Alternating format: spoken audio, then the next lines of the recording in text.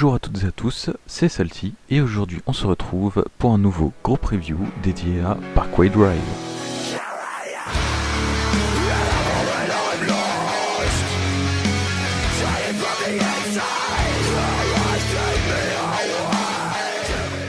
Parkway Drive est composé actuellement de 5 membres: Winston McCall, Jeff Ling, Luke Kilpatrick, Jaya O'Connor, Ben Gordon. Le groupe s'est formé au début de 2003. Le nom du groupe vient de celui de la rue dans laquelle se trouve la maison d'un des membres, la cave servant de local de répétition. Non, pas ce genre de cave, ce genre de cave. Voilà, exactement, et elle se situait à Byron Bay.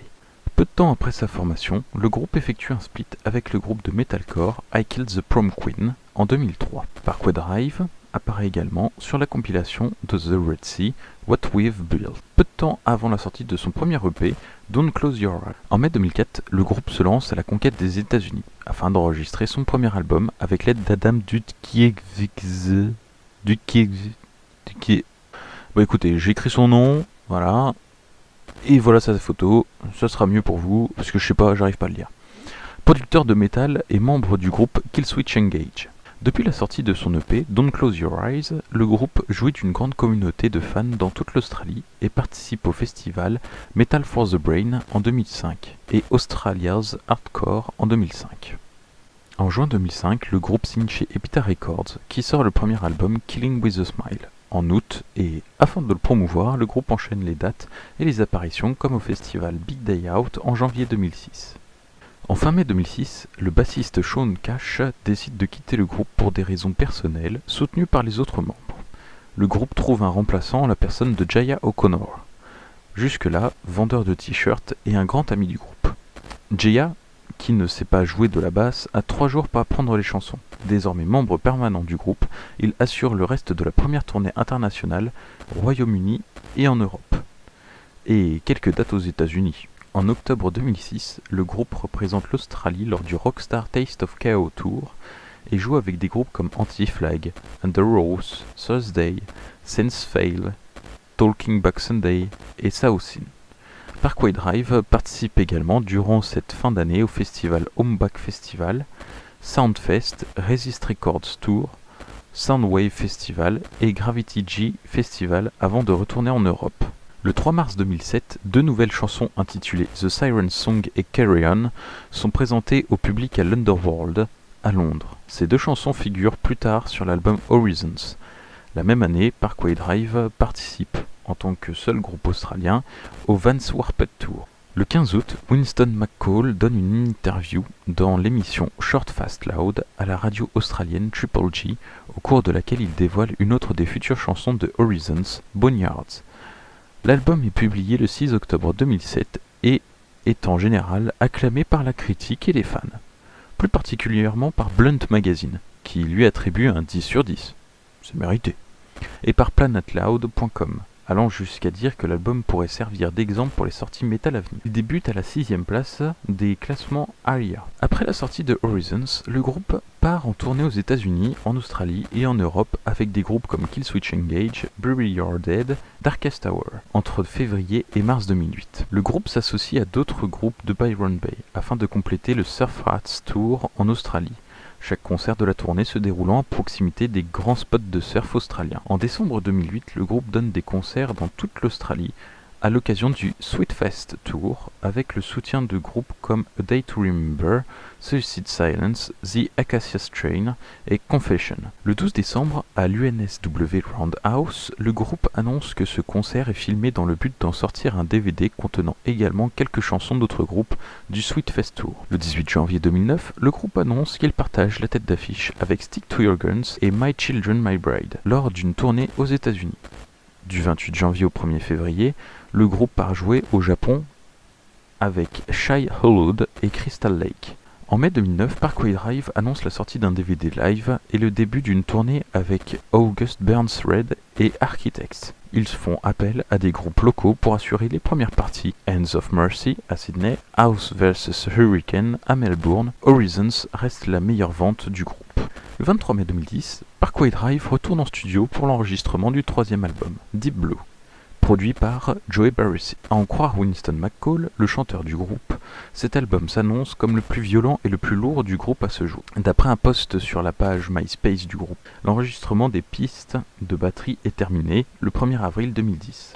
Le 17 avril, le groupe annonce avoir terminé l'enregistrement de ce qu'ils allaient être son 4e opus. Le 26 avril, lors d'une interview, McCall révèle 2 titres de Deep Blue, Home is for the Heartless, feat. Brett Gurewitz de Bad Religion, et Hollow, feat. Marshall Lichtenwald de The Warriors.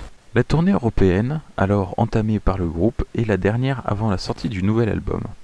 Ils ajoutent que le disque devrait être dans les bacs avant le début du Vans Warped Tour. Durant sa tournée en Europe, le groupe joue une nouvelle chanson appelée Unrest qui sera sur l'album à venir. Début mai, la liste des pistes ainsi que les graphismes de l'album sont diffusés sur le site AllMusic, révélant au passage que le nom de l'album serait Deep Blue et qu'il sortirait le 25 juin en Australie et le 28 en Europe et le 29 aux États-Unis. Le 14 mai, la page MySpace du groupe prend les couleurs de Deep Blue et le 18 est diffusé sur cette même page le premier morceau complet intitulé Sleepwalker. Le même jour, le groupe poste une vidéo de promotion pour le Never Say Die European Tour auquel il participe aux côtés de Comeback Kid, Bleeding Truth, Emmure, War from a Harlot's Mouth, Your Demise et We Came as Romance. On peut entendre la version studio de Unrest en fond sonore de la vidéo. Le 25 juin, Deep Blue est disponible sur l'iTunes australien. Après seulement 4 heures, Deep Blue prend la 2e place des ventes, juste derrière l'album Recovery d'Eminem. C'est un bon score, faut se l'avouer. Le 29, l'album sort aux États-Unis et au Canada, ce qui le rend désormais disponible partout dans le monde.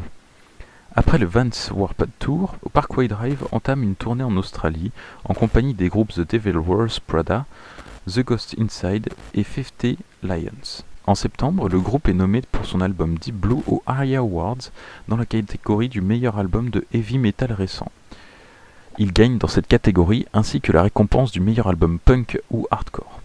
Le groupe part ensuite pour la Nouvelle-Zélande et l'Australie en décembre pour la première année du festival No Sleep Till, jouant avec Megadeth, NoFX, Dropkick Murphys, A Day to Remember, Gwar, Atreyu, Descendant, Alkaline Trio, Frenzal Rhomb, Me First and the Gimme Gimmes, Suicide Silence, August Burn, Reds, Catatonia, 3 Inches of Blood, We Came as Romance, House vs Hurricane et Confessions. Via Facebook, le groupe annonce une tournée américaine pour février-mars 2011 avec les groupes The Warriors, The Ghost Inside et Set Your Goals. En décembre 2010, il sort une reprise de la chanson Do What You Want de Bad Religion sur un split avec les 50 Lions, No Apologize et Bike Out, intitulé This is Australia. Le but étant de sortir une chanson durant moins d'1 minute. En 2011, Winston McCall est crédité sur la chanson Panic de The Warriors, extraite de leur album See How You Are, ainsi que sur la chanson de You Me at 6, intitulée Time is Money, sur l'album Sinners Never Sleep. Au début de l'année, Parkway Drive est annoncé pour 2 dates du Sonisphere 2011. En Italie, le 25 juin, et à Knickworth, le 10 juillet, le groupe part d'une nouvelle tournée australienne, le Mix and Mash Tour, en mai 2011 avec Miss May, I, The Wonder Years, Confession, et la participation d'un groupe local dans chacune des villes visitées. Au cours de cette tournée, Winston McCall annonce au public que cette tournée est la seule de l'année en Australie, le groupe préférant ralentir un peu le rythme pour travailler sur un nouvel album. Quoi qu'il en soit, le groupe assure ses dates au Royaume-Uni en mai et avril 2010 avec le soutien de The Ghost Inside. Dans une interview pour NME, Winston évoque la sortie d'un 4e album. Il dit « Nous avons des idées pour cet album qui dépassent tout ce qu'on a pu faire par le passé. Nous essayons d'ores et déjà de l'écrire et nous préférions entrer en studio trop tôt plutôt que trop tard. » Il ajoute que l'écriture de cet album ne sera pas influencée par le fait de vouloir plaire au plus grand nombre. Nous n'avons jamais écrit de cette manière, toujours pour nous-mêmes. Je veux dire, c'est cool d'être capable d'écrire des chansons que des tas de gens peuvent chanter en chœur, mais nous n'y avons même pas pensé. Ça se produit, c'est tout.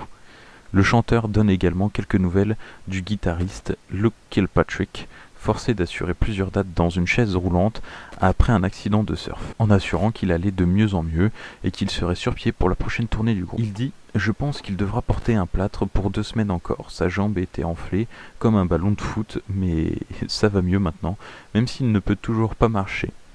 Il était dans cet état tout au long des 2 dernières tournées. Ce sera sûrement bizarre de le voir arpenter la scène à nouveau. Lors d'une interview, le guitariste Luke Kilpatrick, aka Pig, fait allusion à la sortie d'un DVD début 2012 et d'un nouvel album que le groupe prévoit d'enregistrer au milieu de l'année. Le 10 avril, le premier trailer annonce la sortie du DVD intitulé Home is for the Heartless pour le 6 juillet.